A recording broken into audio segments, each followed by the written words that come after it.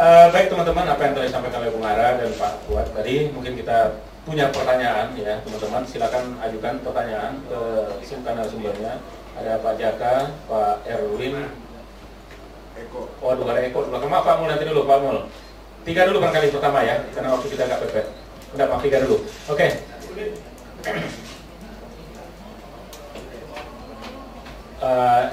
Iya, oke, silakan Pak Jaka, silakan. Terima kasih, saya Jaka dari Antara Pak. Pertanyaan saya ke Pak Marwar. Tadi kan disinggung bahwa memang ada kekuatan yang dalam tanda kutip asing itu menjadikan kita pasar. Dan tanpa disadari pengambil polisi kita, pemerintah itu malah welcome Pak. Nah sebenarnya apa yang salah? Apakah karena ideologinya? Ideologi dari para pemimpin kita, ideologi neolib mungkin Pak. Mau pas, sementara sebenarnya kan dari undang konstitusi kita tidak itu.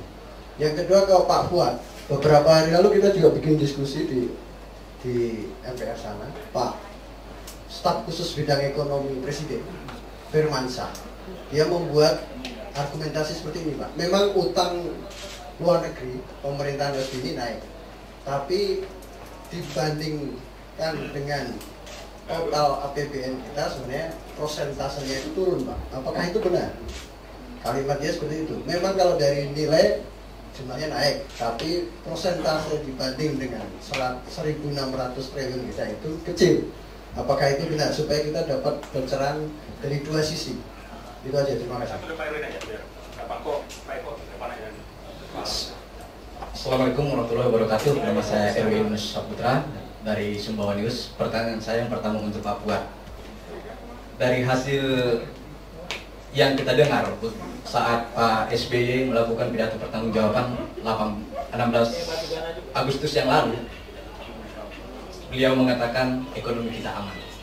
Pertanyaan saya, apakah Bapak melihat pernyataan SBY itu benar? Jika tidak benar, apakah negara kita masuk mengarah kepada defisit kepercayaan? Terus yang kedua, pertanyaan saya kembali untuk Pak Fuad juga. Saat ini utang negara kita itu yang paling banyak utang negara, utang negeri atau utang swasta, utang pemerintah atau utang swasta. Jika utang swasta yang paling terbanyak, bagaimana untuk mengatasinya? Selanjutnya Pak, pertanyaannya mungkin agak banyak lagi. Mungkinkah rupiah akan menembus sampai dolar sampai menembus 20.000? Dan apakah itu nantinya akan bisa membuat pemerintahan SBY ini akan lengser di tengah jalan? Terima kasih. Assalamualaikum warahmatullahi wabarakatuh. Terima kasih. Nama saya Eko dari Madura. Soal pengampunan pajak Pak yang tadi Pak singgung, apakah ini tidak akan berpengaruh Pak terhadap penerimaan negara? Masalahnya APBN kan bertumbuh pada penerimaan negara.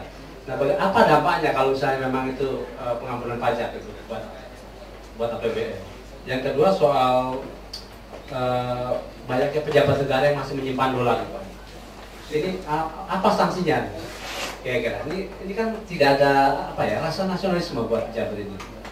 Itu aja Pak, Mas. Oke, cukup 3 penanya dulu. Kita langsung saja dari Pak Fuad dulu ya. Nanti